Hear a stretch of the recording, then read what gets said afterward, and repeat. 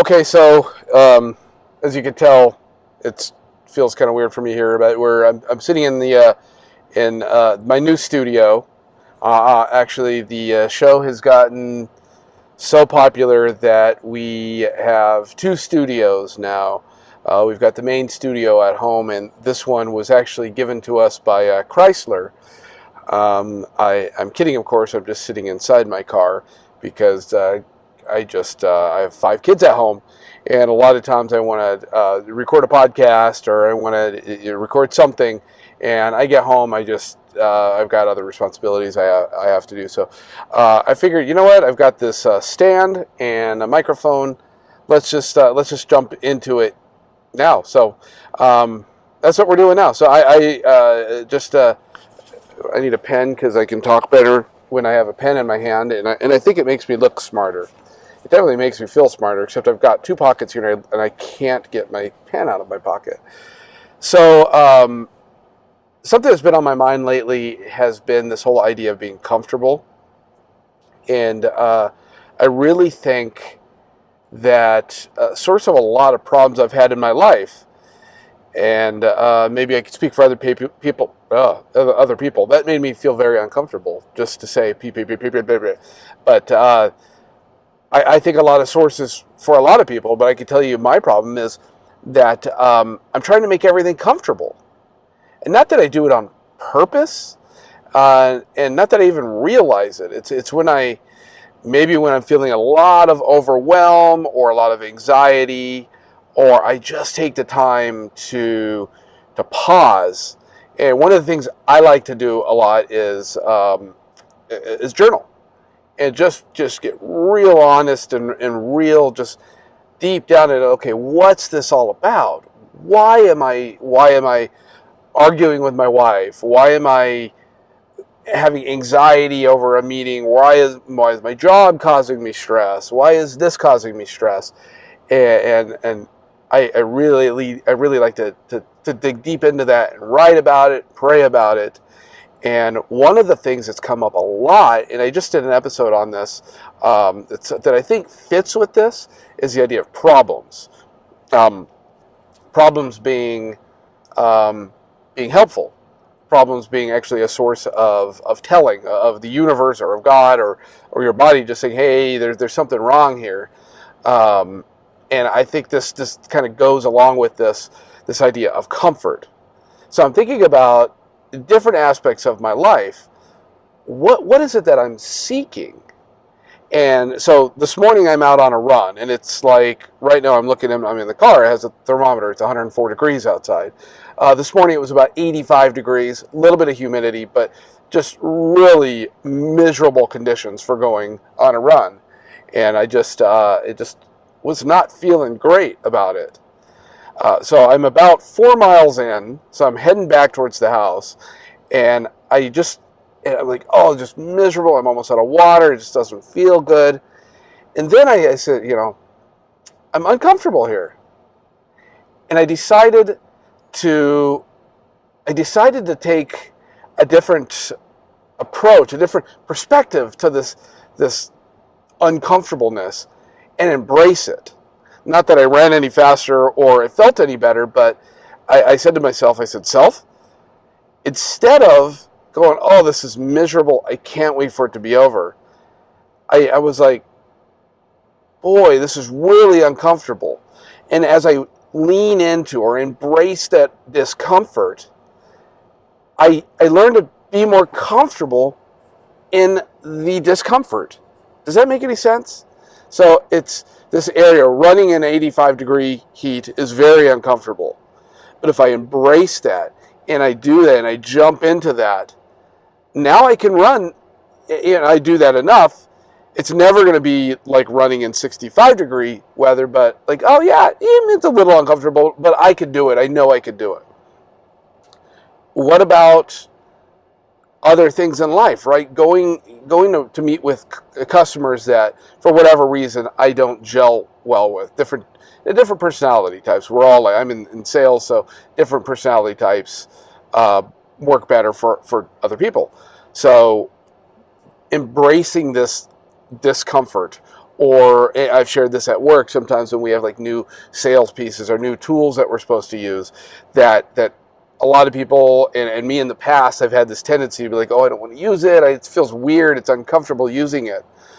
But when I use it, if I say, you know what, I'm going to embrace this discomfort. For the first week, it's just going to feel weird. It's going to feel fake. It's like I'm going to think the customer I'm talking to is going to be like, oh, this guy's so faking it. But then you get through it, and then it's not uncomfortable anymore. It actually, you learn it. Or it's the same thing. It's the same tool. It's the same 80-degree run. It's the same customer who doesn't gel well with your personality or whatever.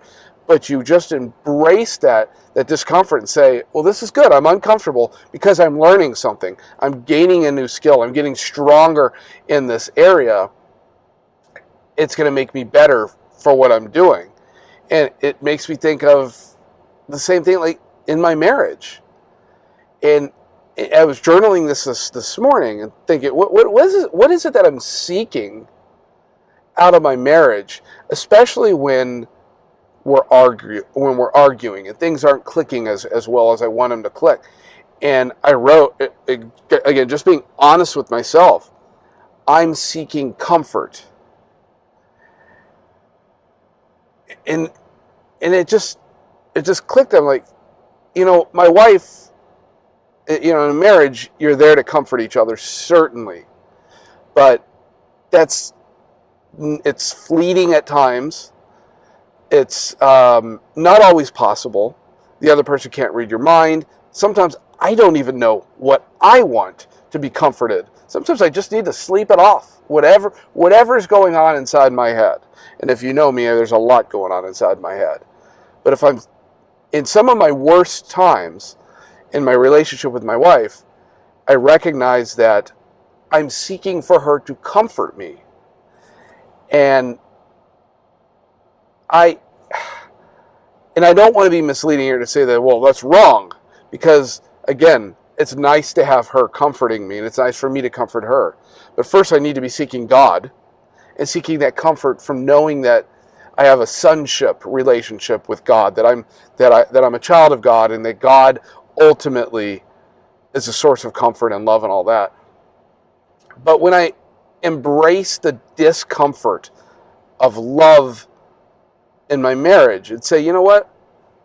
If the goal of marriage should be comfortable, then I'm doing it. Maybe I'm still doing it wrong. I don't know. But if marriage should be comfortable, then I'm clearly doing it wrong, because it's not always comfortable. And when I say always, yeah, like if it's, it's not comfortable. It's been comfortable for 3 weeks, but today it's uncomfortable because I'm in a bad mood, my wife's in a bad mood, we got bad news or whatever. We just had to pay a big bill, and all of a sudden it's uncomfortable. I mean, everything's falling apart. Well, wait a minute. My primary job with my wife is to love her. And together we glorify God. And I think, I may be going out on a limb here, but I don't think God really promises comfortability. I don't think there's a lot that says that, hey, follow me and you'll be comfortable. I think maybe that's the end goal in heaven. Maybe. I think of heaven maybe as pretty comfortable, but here on earth, this broken world we live in, it's not really comfortable. But I don't think it's designed to be comfortable. And I think it's just clicking. I'm 42 years old. I learned slow in some of the stuff that I'm trying to embrace or trying to find comfort in life that's going to lead to complacency. It's going to lead to boredom. It's going to lead to trouble, because when you're in a world that's not designed to comfort you, it's not designed to be comfortable, I should say. A job, it's not always designed to be comfortable. It's designed to serve. Well, my job, I was writing this. Oh, what do I want out of my, am I trying to be comfortable in my job? Or am I trying to serve my customers, serve my company, grow in my skills, help other people grow? And obviously, my company's a business to make money and help with profitability, with ethics and all this stuff. That's the goal. It's not always comfortable. I can find comfort in certain times, but that's not the goal. I need to embrace this growth and this, and in my marriage, the same thing. I need to embrace loving my wife. And when there's a time where it seems exhausting or tiring or I'm struggling to understand, it's an opportunity for me to show my wife that I love her. It's an opportunity for me to step up to the plate and go, okay, she just said something that maybe hurt my feeling or hurt my ego or made me uncomfortable, made me question, well, wait, I just did this to show you I love you, but you're upset because I did. Like, okay, this is an opportunity for me to go, I can actively love her by embracing something other than comfort, embracing the discomfort, stepping into it and going, okay, I'm going to put myself out there and say, I'm sorry, and not to win an argument, not to go, oh, I'm sorry, but I was trying to show you that. Like, no, I'm sorry. And of course, the next time, right, the whole idea here is the next time that happens, it won't be so, ego, just striking my ego as, hey, I was really seeking you to just give me a hug or give me a kissy emoji face because it's about me. No, this time it's about her. Or if it's work, it's about work. The whole point is I've found myself, I don't know, I think things are maybe clicking, I hope. Because sometimes things seem to click and then they stop clicking. But this whole idea of like, I've got to step out of my comfort zone in every aspect of my life. Another area, and I won't digress too far, but my wife and I were talking about is the idea of rest. Rest and comfort, I think, are different things. We're talking about in the context of Sabbath and taking time just to be with God and to rest from all this other craziness going on in life, so my mind can be recharged. I'm more understanding, more aware, and more capable of being uncomfortable. That's a new word. Being uncomfortable and still being able to think with my frontal lobe, right? Still be rational and thoughtful and loving, because uncomfortable doesn't have to be misery. It's just the goal of life isn't to be comfortable. And maybe I'm totally wrong here, but I think I read this from my last episode or an episode or two ago on The Road Less Traveled, where he talks life is difficult. It's one of the greatest truths of life. I think Rick Warren's book, The Purpose-Driven Life, I think he says that may be the first sentence too. Life is difficult. Life is difficult. And if we spend our entire life denying that life shouldn't be difficult, I need to be comfortable, we find ourselves medicating, we find ourselves pushing away things that are good in our lives, but also make us uncomfortable at times, like relationships, like challenging jobs, like running marathons and me running ultra marathons. If I say, oh, wait, this makes me uncomfortable running 30 miles in the heat. And I don't want to do this. Now, most of you listening to this may go, of course, because that's a stupid thing to do. For whatever reason, God wired in me that it's still uncomfortable to run 30 miles with crazy cows chasing me. But the joy I get from that accomplishment is really hard to define. But I don't get that joy without the discomfort. And the same thing goes in relationships and with my wife. The same thing goes with work. When I exceed my sales goals and my customers are satisfied, all this, it's not because my sales goals were so easy that all I had to do was wake up in the morning.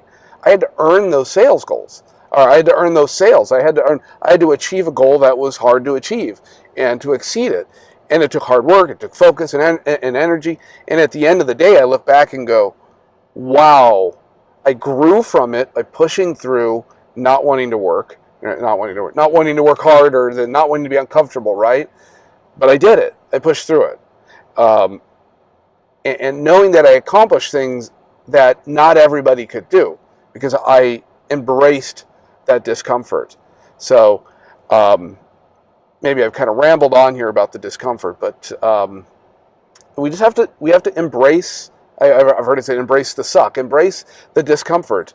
And I'm saying this for myself. I'm looking in the camera. I'm looking at myself right now, going, you've got to be comfortable being uncomfortable, and not just a cliche, not just a funny, fancy saying, but knowing that because you're what makes you uncomfortable today, if you embrace that same level of tension is not going to be that uncomfortable if you keep embracing it, and it's going to allow you to push further into the tension, right? Which, for a running analogy, running 6 miles makes me uncomfortable today.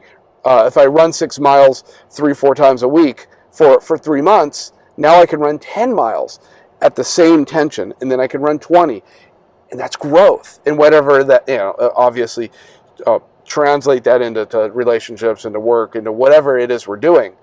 If I could just learn that the goal is not to be comfortable. The goal is love. The goal is growth. The goal is helping others, service to others. That's it. I'm going to just leave it at that, and talk to you soon. Bye-bye.